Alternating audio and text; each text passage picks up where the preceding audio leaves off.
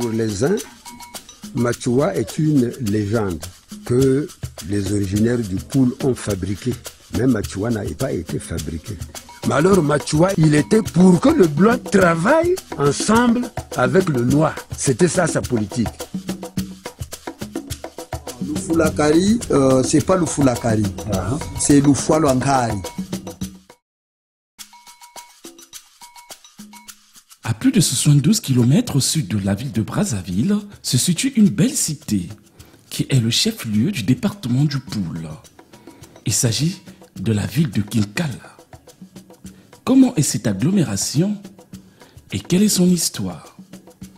Allons-y ensemble découvrir cette belle cité. Cette contrée était... il y avait des Téké qui y vivaient. Une tribu qu'on appelait les Nkala. Nkala. Malheureusement, quand le blanc est arrivé, au lieu que ce soit Nkala, ça devient Kinkala. Kinkala, c'est le nom que porte cette ville maintenant.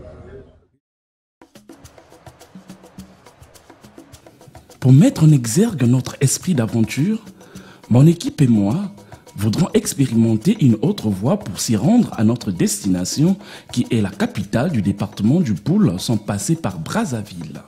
Je parle là de la route nationale numéro 1 bis qui est le tronçon reliant le district de Mindouli au département de Brazzaville en passant par la ville de Kinkala. Nous sommes en pleine saison pluvieuse et nous ignorons encore la galère qui nous attend en empruntant ce chemin qui est pourtant le plus court. Il a plu abondamment la nuit dernière et ce matin. La route devient impraticable. Les véhicules ne peuvent prendre le risque de passer par là. Nous n'avons pas le choix que de prendre ce genre de véhicule. Car la traversée de ce territoire semble être plus difficile pour des véhicules en cette période pluvieuse.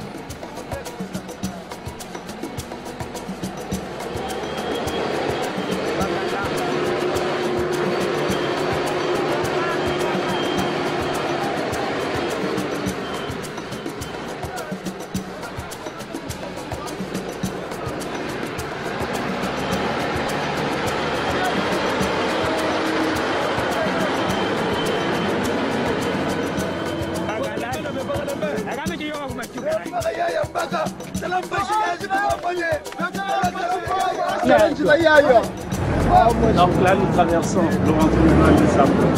Vous avez vu comment que la voie elle est tellement bizarre et elle est... Mais Dieu soit loué, on a un bon chauffeur qui est en train de bien conduire et il est maître dans son métier.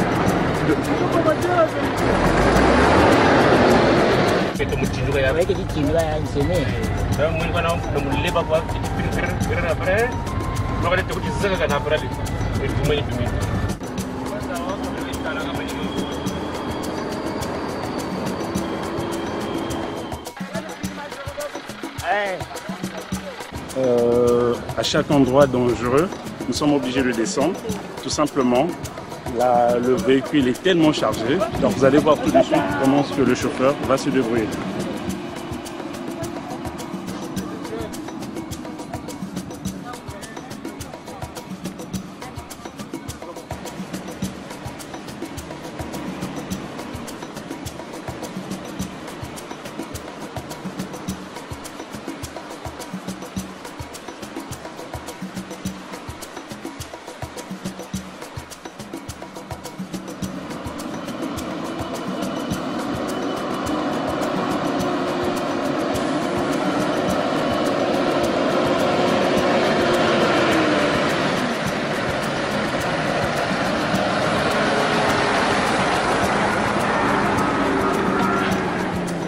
Après avoir souffert, montré son expérience et nous a montré son savoir-faire, le pire est passé.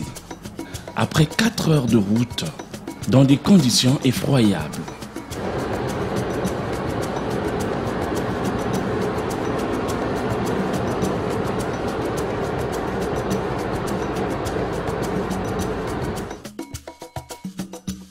nous sommes arrivés dans la ville de Kinkala, malgré que ce soit dans la nuit.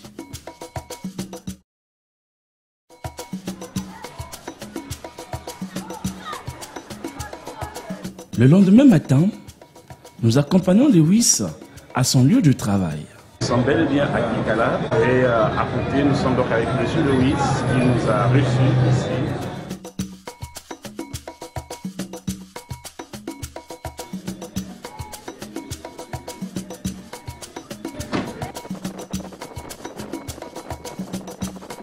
À la mairie, nous avons rencontré 2 conseillers qui ont parlé tour à tour de cette belle cité jadis. Bien avant cela, il y avait d'abord des orchestres ici. Il y avait l'orchestre Tembessa, dont le siège social était à Matumbu, animé par Chamouko. Et Matumbu était... Pourtant, c'était un milieu rural, mais très attractif. Hein? C'est pas là où passe la voie ferrée à Matumbu, c'est une gare ferroviaire.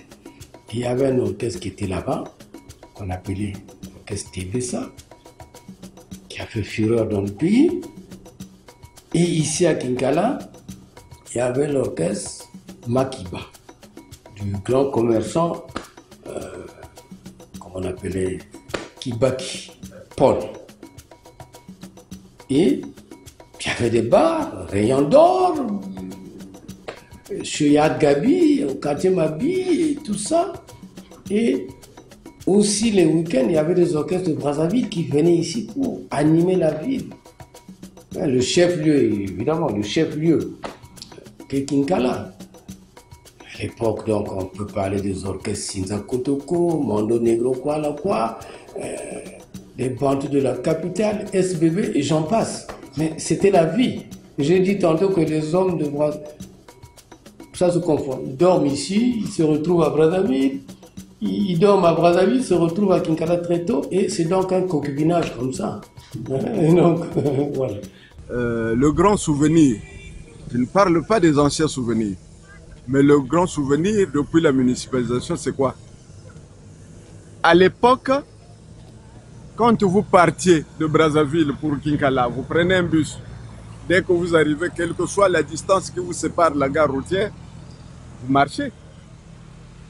Vous marchez parce qu'il n'y a pas d'issue, vous ne pouvez pas, on ne peut pas assurer votre déplacement interne dans Kinkala.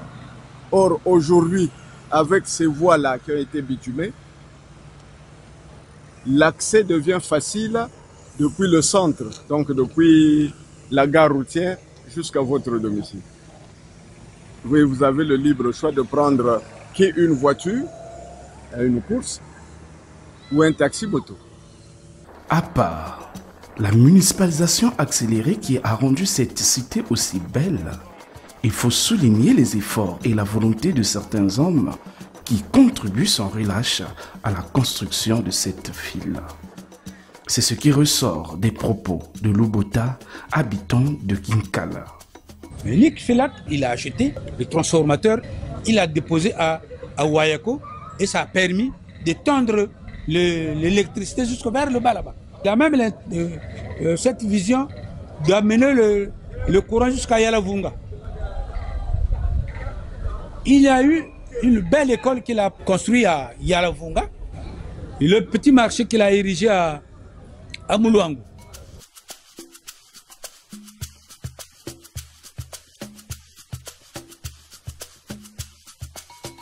Pour la petite histoire, l'agglomération de Kinkala fut créée en 1905, après que le poste soit déplacé du village Mbamou. Il fut érigé en district en 1933 par l'administrateur maire Us Verlin et c'est en 1948 qu'il deviendra chef-lieu du Djoué. 1995, la ville de Kinkala est érigée en commune en moyen exercice sous la direction du maire Raphaël Sita Djambombe. Cette expérience ne durera que 2 ans. Sous la direction de Anne-Marie Bernardine Malonga comme administrateur maire, Kinkala est maintenant une commune urbaine en 2005. Après 12 ans, plus précisément en 2017, la ville de Kinkala est devenue commune en plein exercice. Kinkala, c'est le chef-lieu du département. Mais dans le département, il y a 13 districts. Et quand vous regardez, là où je regarde, vous constatez que c'est une voie qui vient déboucher au carrefour. Mais c'est l'axe Kinkala-Boko. Et il y a même Luingi. Les gens de Lumo sortent de là aussi. Et quand vous regardez un peu à ma droite, là, vous constaterez que c'est la venue principale. Hein? C'est la venue principale. Parce que ici, c'est le boulevard. Mais lorsque... Quel boulevard? Le boulevard Denis Sassou Nguesso. Parce que toute la grande cérémonie de la municipalisation accélérée en 2012 a eu lieu ici. Ah bon? Oui. Et quand vous allez plus loin, vous constaterez que c'est le prolongement de la route, l'ancienne route numéro 1 qui partait de Brazzaville pour Pointe-Noire. Et de l'autre côté, on voit? Et de l'autre côté, c'est justement l'arrivée de Brazzaville.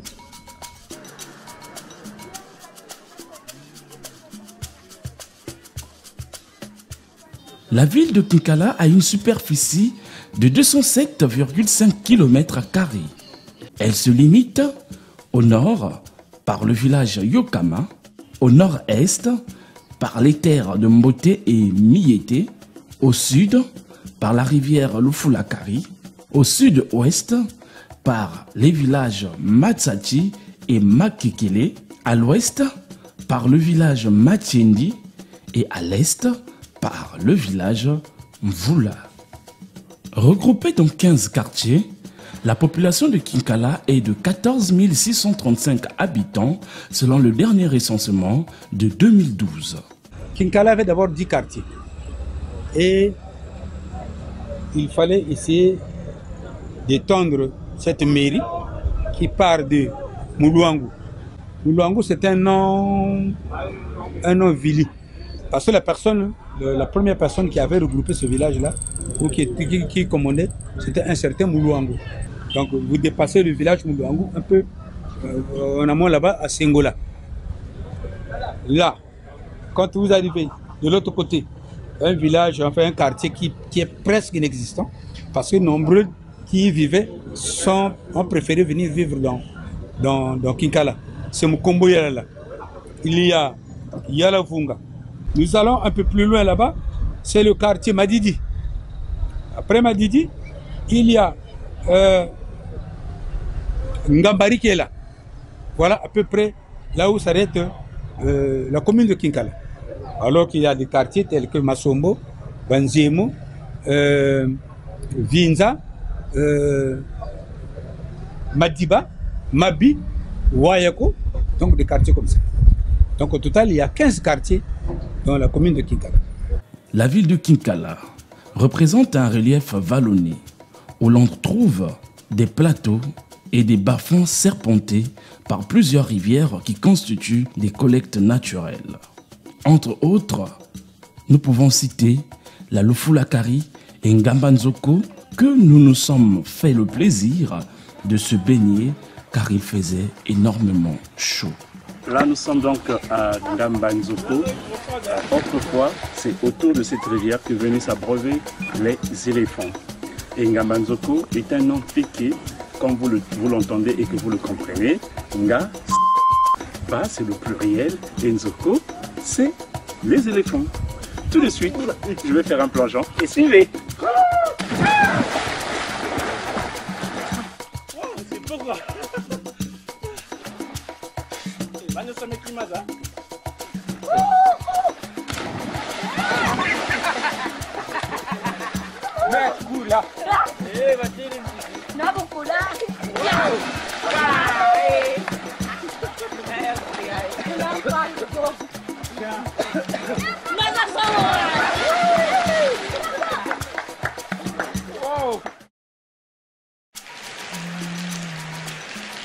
Malgré sa pluviométrie annuelle qui se situe entre 1300 et 1600 mètres cubes, dont les températures sont comprises en 21 et 33 degrés Celsius, le panier de la ménagère est cher, suite à la rareté des produits agricoles. Bon, je suis ici depuis 1993. Oui, c'est vrai, quand je suis arrivé, ça flottait un tout petit peu. Mais depuis là, bon, vous savez, on ne peut pas dire que nous vivons dans l'abondance. Mais il y a le minimum qui est là. Le minimum pour la vie. Cette belle cité, dont les groupes ethniques dominants sont les Bassoundi, les Lari, les Congo et d'autres ethnies sont installés, mais de façon minoritaire. Ceux qui y vivent sont partis du Congo d'Antotela. Après là, ils sont passés par Boko, où on appelait normalement Boka. Parce que les gens devraient se reposer là-bas. On appelait cela, pour que ce soit Boka, c'est devenu Boko. Et ainsi de suite, ils sont arrivés ici, où ils ont retrouvé les Tékés. Les Tékés ont eu peur de ceux qui sont partis du Congo d'Antotela. Ils se sont retirés jusqu'après le finir là-bas. Donc, et voilà que les gens sont venus occuper cette contrée. La ville de Kinkala n'est pas lotie aux règles d'art d'urbanisme, car il y a l'absence des rues dans le cadre général. Par contre, on y trouve des avenues aménagées et bitumées, mais tortueuses, distantes de 22 km sur les 29 prévues. Plusieurs voiries sont encore en terre et posant le problème d'accès entre blocs ou quartiers. Le voilà. C'est Lubota, conseiller municipal et fils de la ville de Kinkala. C'est lui qui nous fera le tour de la ville comme guide. Avant tout, Lubota souhaite nous parler d'une grande figure de football qui fut découvert dans l'un des terrains de football de la ville. En dehors de ce terrain que la municipalisation a laissé, il y avait le terrain de Mabi, chez les catholiques. Donc il y a des équipes qui partaient de Brazzaville pour venir jouer. C'est ainsi qu'on a même découvert certains joueurs tels que les Memato Sao, les Matongo Sokus, enfin pas mal de joueurs qu'on avait découvert. Tel joueur a des talents, tel joueur a du talent. Quand vous voyez Tosao, bon, c'est un jeune qui vivait après Matumbu, un peu en allant vers Pekaloualou. L'équipe préférée de Memato Sao était Patronage. Mais le fait de le voir jouer, nombreuses des équipes se sont intéressées sur ce dernier. Donc, la première équipe à se manifester, c'était Kara. Et la deuxième, c'était Dianoir. Mais Dianoir avait dévancé Kara parce que Kara se préparait. Il avait déjà donné une date. Non, mais nous arrivons chez vous mercredi. Sensibilisez votre oncle. Dianoir était parti le mardi. Et si bien que, à la fin, quand Kara a compris que non, mais le petit était déjà récupéré par les Dians noirs, il l'avait carrément regretté. Mais comprenez que ce Dian noir, plutôt tout ça aussi a fait trembler les gradins du stade. Après l'avoir appelé par Mbemba Moussik, et c'est Joseph Gabriel qui va donner le nom de Tossao. Quand vous arrivez dans le stade Mabi, c'était plein à craquer, même s'il n'y avait pas de gradin, mais les gens vraiment allaient pour se distraire. Et c'était du beau football qu'on est allé. Ensemble avec lui, nous nous dirigeons à moto chez Ntoumwa Ubin Mouyokolo.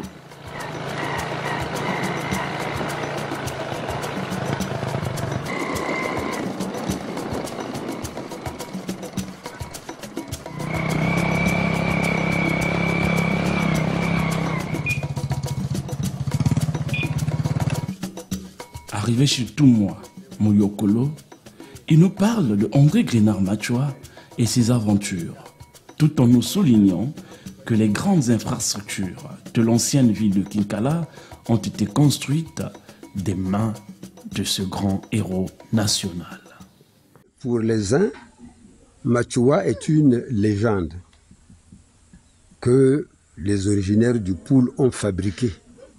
Mais Machua n'a pas été fabriqué. Machua, de son vrai nom, Machua Mangoma, est né dans le territoire de Manzakala, dans le village qu'on appelle Lukwanzoko, le 17 janvier 1897. Son père se nommait Ngoma et sa mère se nommait Nkusu. Voilà pourquoi on l'appelait Machua Mangoma. Parce que dans le temps, le fils, lorsqu'il était né, il devait aussi prendre le nom de son père, géniteur. Donc, on l'appelait Machua Mangoma. Machua Mangoma. D'autres livres des historiens disent qu'il est né le 17 janvier 1899. Là, nous sommes dans la période coloniale. Le colon, lui, il a écrit que Machua André est né le 17 janvier 1899. Mais chez le colon, puisqu'en ce temps-là, Mbanza Ndunga peut-être était sous la mouvance de Kinkala, on le fait naître à Kinkala. Or qu'il est né dans le district de Mbanza Ndunga. Il est né dans le district de Mbanza Ndunga à Manzakala. Oui. Alors, parlez-nous de l'existence de André Grenard Machua, sa vie dans le cadre politique et administratif. Bon, Machua, lorsqu'il a grandi, il a atteint l'âge de la maturité, 7 ans. C'est lui-même qui est parti du village Manzakala. Attendez, sans vous couper, oui. Donc l'âge de la maturité à cette époque, on l'a tenu à partir de 7 ans. De 7 ans, 8 ans. Et il est allé à Mbamou. Donc à Mbamou, automatiquement, il s'est fait inscrire à l'école. De lui-même? De lui-même. Il s'est fait inscrire à l'école et en une année, il était au cours préparatoire première année. Il est trop intelligent, on l'a fait passer au cours préparatoire deuxième année. La même année, trop intelligent, on l'a fait passer au cours préparatoire au CEI 1. Donc, au cours élémentaire. Élémentaire, première année. La même année, il est arrivé au CM2. Donc il a brûlé les étapes en une année. 7 ans, 8 ans. Oui, il a brûlé les étapes et il était au CM2. Il devait donc faire le CEP indigène. Et lorsqu'il a présenté le CEP indigène, il était reçu. Comme il était un peu un extraordinaire doué, un enfant doué, on va l'envoyer à Kindamba, dans un petit village. Dans un petit village de Kindamba. Et c'est là où il sera moniteur. C'est à quel âge finalement qu'il devient moniteur? Il est parti, il est allé là-bas à 9 ans. À 9 ans, il était déjà moniteur. Il a émerveillé les prêtres et il n'a pas mis beaucoup de temps qu'il sera rappelé à Brazzaville. Et quand il sera rappelé à Brazzaville, c'est là où il sera recruté à la douane. Il est le 22e douanier du Moyen Congo en ce temps-là parce que ce n'était pas encore république. Quand il fera son premier voyage en Europe, il ira se faire recruter dans l'armée française. Parce que l'actuel roi Mohamed, son père lui disait qu'il avait fait la même prison avec Machua, qui revenait du Moyen Congo. Et finalement, arrivé en Europe, quel était le mobile pour Machua? Ou bien pourquoi il était parti? Est-ce pour continuer les études de douane ou c'était pourquoi exactement? Lorsqu'il est parti en Europe, le pouvoir du Moyen Congo régnait. Et au niveau du Congo, les indigènes n'étaient pas libres. Il y avait d'abord le Nkwezo. Il y avait le Frankatatou. Le Nkwezo, c'est le Nkwezo, c'est la sève. La sève qui devait servir à produire le caoutchouc. Ah. Et la sève là, ça sortait d'une plante qu'on trouve maintenant dans nos savanes là. Maintenant, oui, il fallait qu'on la pile. Tout est no, oh, ta tout est no, moko majikana bolo bolo mututa mukwezo. Voilà, cette chanson-là, c'est la chanson de cette... Ah, parce que Djamere était là pour prendre Oui. C'était un blanc. Simple. Donc il fallait piler le mokwezo. Parce que le soir, il vient pour ramasser. Pour ramasser. Oui. Il sera le premier qui va écrire au gouverneur. Wow. Voilà pourquoi on dit Ndombi Kundombi, Saririn Kanda, Commanda Diande Machua André. C'était Machua André qui avait le premier noir qui a écrit une lettre au gouverneur pour lui dire que lorsque vous êtes venus, nous, vous les blancs, nous ne sommes pas contre vous. Nous aussi, les noirs, nous avons une culture. Vous aussi, les blancs, vous avez aussi une culture. Nous ne devons pas nous mener la guerre. Mais ce que je trouve, moi, parce que ce que je vous dis là est vrai, Machua n'était pas contre le blanc.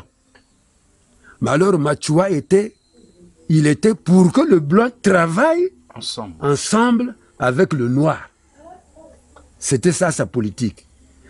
Ce que le blanc connaît, il montre au noir, et ce que le noir connaît aussi montre au blanc. C'est ce qu'il voulait. L'histoire nous dit que Machua a rempli également des fonctions dans, je ne sais pas, la province à cette époque de Kikala. Est-ce vrai? Machua n'a pas exercé des fonctions à la province. Mais Machua était venu, on l'avait déporté dans le Poul pour faire la prison. Toujours en prison. Il avait d'abord fait la prison de Mindouli. Après la prison de Mindouli, Machua était emprisonné à Kinkala. Et à Kinkala, il a cassé les pierres. On lui a amené des pierres, de grosses pierres. C'est à la place Machua. Là où il y a la statue, à côté de là, il y a la place pénitentiaire d'André Machua. Là où il y a un petit buste là. Là, c'est la place pénitentiaire. C'est là où il cassait les pierres. Et c'est à partir de cette pierre qu'il avait cassée, lui, qu'on avait construit l'hôpital de Kinkala. Attends, donc la construction de l'hôpital de Kinkala, c'est finalement les pierres à partir des pierres cassées de la main de Machua. Tellement historique. D'autres existent encore jusqu'à ce jour, ajouta Ntumwa. La plupart des maisons coloniales, c'est à partir de la pierre cassée par Machua. Pour souvenir, je vais vous donner ce bouquin-là. Vous irez le parcourir. Merci beaucoup. Merci. J'ai le double de ce bouquin. Merci beaucoup. Donc je vous donne celui-là. Allez un peu le lire, vous serez bien pugé. Merci beaucoup. Merci. Moi, tu as vu, nous va te baquer le mot.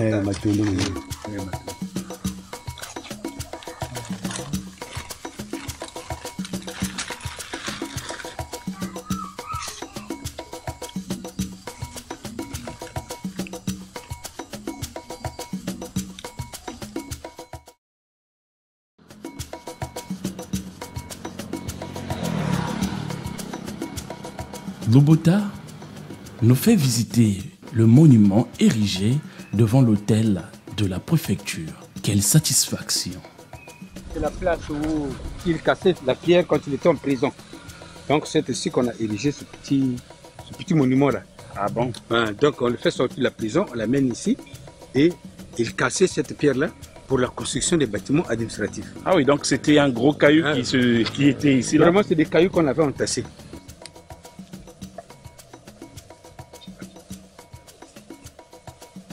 Ça, c'est la statuette d'André Machua. Ça a été érigé nouvellement parce que la première statuette, c'était derrière ce bâtiment-là. Derrière l'hôtel de la préfecture? De la préfecture, oui. La première statuette, c'était là. Et ça a été cassé par presque un fou. Ah bon? Qui a cassé cette statuette-là. Et après, il fallait qu'on puisse encore faire ériger une autre. Qu'est-ce qui relie la ville, sinon l'agglomération, encore le territoire de Kikala, à André Grenard Machua? Bon, André Grenard Machua, né au Poul, il a fait ses preuves.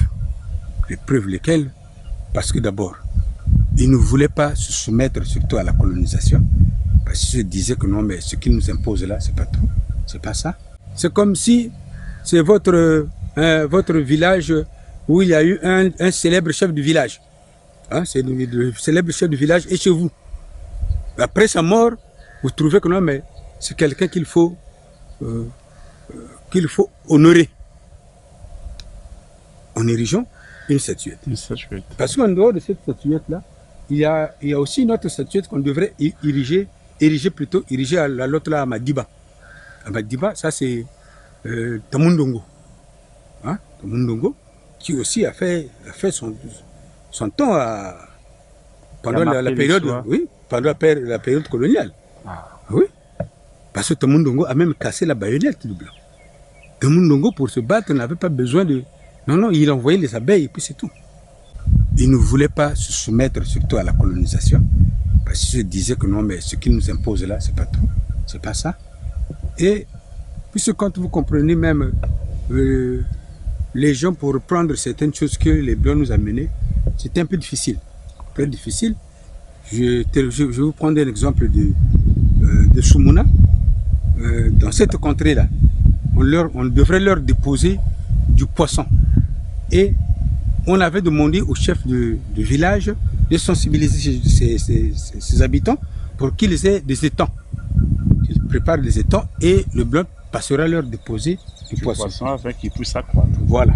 Mais quand le blanc est arrivé, vraiment sincèrement, ces parents-là, en train d'animer, parce qu'ils ont reçu un étranger, il fallait qu'ils animent dans leur petit groupe.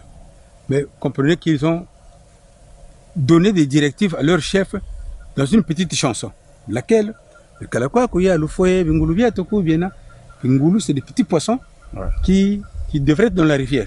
Oui. Donc ils disent à leur chef, le chef du village, Taloufoué, de refuser ce poisson-là. Sinon il viendra... non, de refuser ce poisson-là parce que nous avons notre propre poisson dans l'eau. Donc ça, on ne prend pas. Comme c'est toi qui es là, notre représentant, qui va transmettre cela auprès du blanc qui est arrivé avec ses poissons. Donc il faut carrément refuser. Alors une révolte intelligible. Intelligible, voilà. Kalakwa Kouya le foie, Bingulu Toku Biena, alors que ces Bingulu, les petits poissons là qui n'existent plus, pendant que le blanc leur amène du poisson. Après, quand ils sont arrivés à Madiba, ils ont préféré donc aller d'abord à Boko, où ils ont presque tout déposé. Les bœufs, les arbres fruitiers, les poissons. Vraiment, c'est dans cette contrée-là qu'ils ont tout déposé. Sincèrement, donc, là, tout le monde avait refusé. Même les laitiers que vous voyez là, c'est à peine. Parce que se disait que non, Boko, bon, c'est proche là-bas, il y a la fraîcheur, donc ça ne peut pousser que vers Boko, et puis la terre là-bas est fertile. Alors qu'au fond, ce même laitue, on le cultive maintenant, on le retrouve partout dans Kinkalame. Donc, Machoua, par rapport à ce qu'il avait fait, on était contraint donc de diriger ce monument-là. Ça vaut la peine.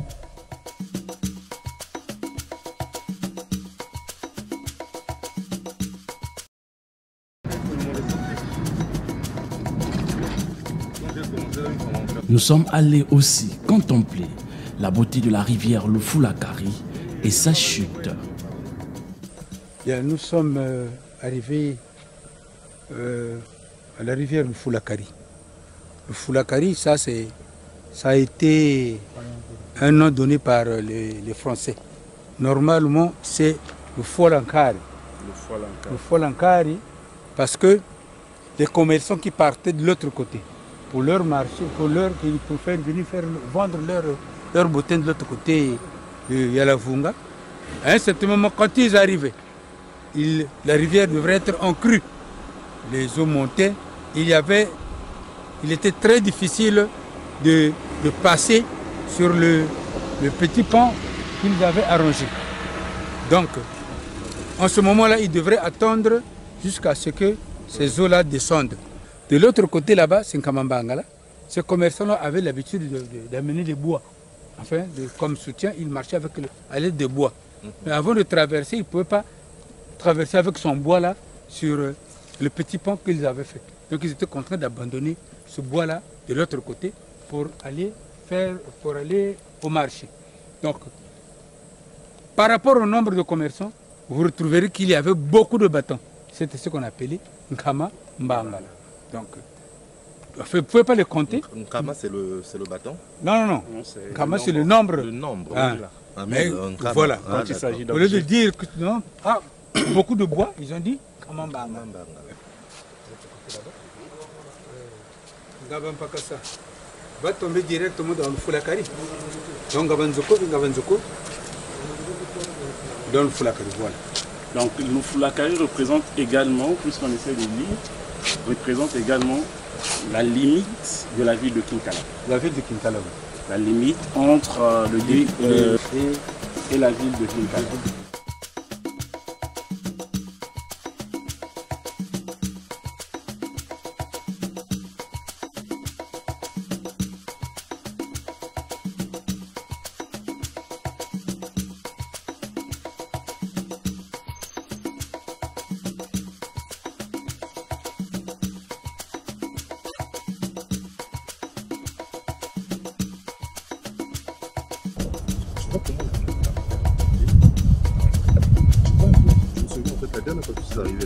Nous avons marché tout au bord là. Oui. Il y a des rochers, hein. Jusqu'à aller sortir là. Voilà pourquoi je vous ai dit commençons par là. Et on va faire ça.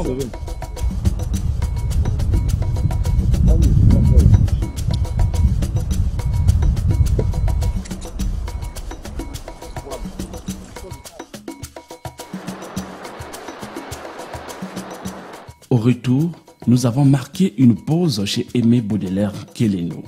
Il est le chef du quartier de Yalavunga. Maintenant, ça veut être moi le Kofi, Yiti, qui est l'histoire, il y a Yalavunga, et il y a le Foulakari. Yalavunga, Tanguine Ntama, Trokeri la Mara, entre les deux rives. Lui qui est venu dans le Foulakari, lui qui est venu dans le Foulakari. Après, Boberi Touka va avancer pour les pays de Boko. Vers les frontières, qu'on a frontières ici dans la zone. Donc,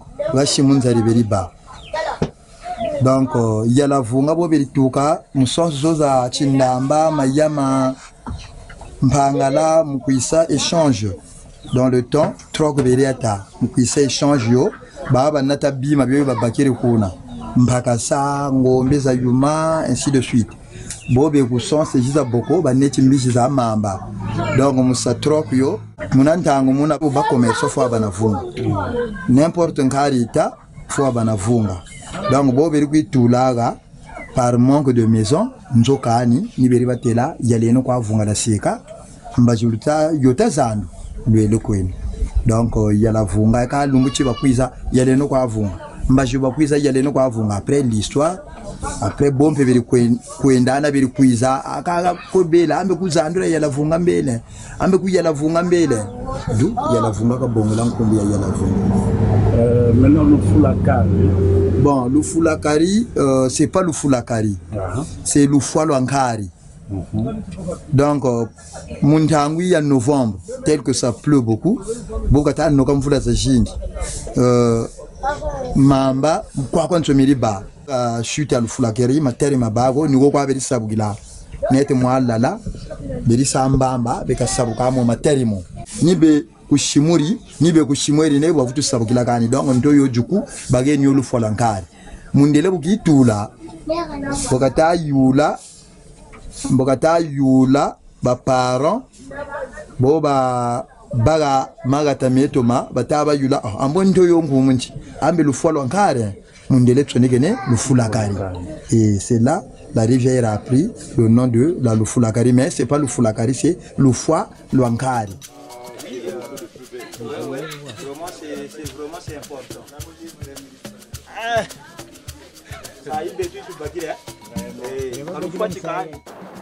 Nous nous sommes rendus ensuite à Moulouangou dans le but de nous altérer, prendre un peu de Ntsamba. Sur place, nous avons fait la rencontre de deux marchands. Le premier vend le Ntinia, en français asperge. Et auprès du deuxième, le Bota a acheté les Mpangu, en français grenouille. Tinia. Ngikina kutekisa kia faso. Muge mteka yo mjila kwa babo kamino bujiyo kako banga kamino kuni yagisa bashiri subi. Baki s'arrêter aussi. Eh. Ngeke tekisa kia unayi kwa makia. Nkama. kama 500. 500. Ça m'a dit 500. Il y a kunda kia ou bien qui kunda kia papa bakayum pash. Aha. Donc un peu nous beaucoup à tekela baba suni kama tekela. Benke zwa kia na kacha buso. Na kacha buso. Ma toka. Yaliboka baka tima. Wakati kokoto. Wao mpasho kampasha kwa nini baka. Kimorita kwenda kilaboka ndege. Kilaboka baka pangu. Posons-lui quand même des questions comment c'est costaud. C'est costaud mais c'est celle qui était ici c'est costaud. C'est la grenouille. Vraiment c'est le bon repas. Ah parce que il ça là na pêcher. Na gudaya et parfois mo ke bokela ba. Il les appelle. En tant que chef-lieu du district et du département du Pau, la ville de Kinkala est fortement représentée par les services préfectoraux, municipaux et militaires, 80 administrations départementales et sous-préfectorales, les services éducatifs et sanitaires pour ne citer que cela.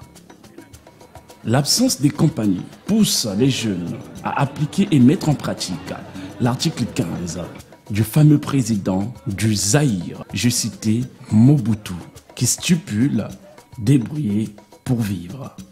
Ces jeunes deviennent des conducteurs des moyens de transport en commun, à savoir les taxis et taxis-motos.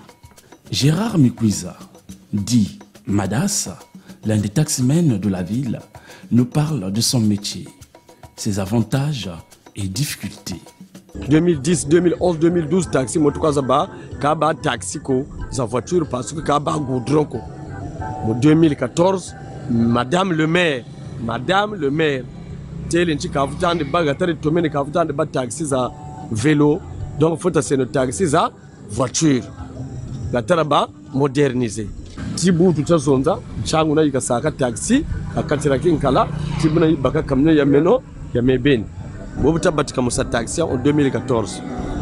Vraiment recette, parfois 40 000, 20, 25 000, 35 000. Mais oui, mbongo turi bakaza jingi. Tous les jours 20 000 njeriko yana ko yaya. Madame le maire buka katuka buka fois. Bishifu tukarisa taxi moto kata sala baki mbongo ko. Tayika en difficulté. Donc boabu tayika wamana baka 10 000 ou bien wamana baka 15 000 donc ngolo shiri. Parce que bout tout ça zonda bu toleliba au moins même na 400 taxi moto. Pendant la nuit, l'ambiance est présente à Kinkala, comme dans les grandes villes du pays.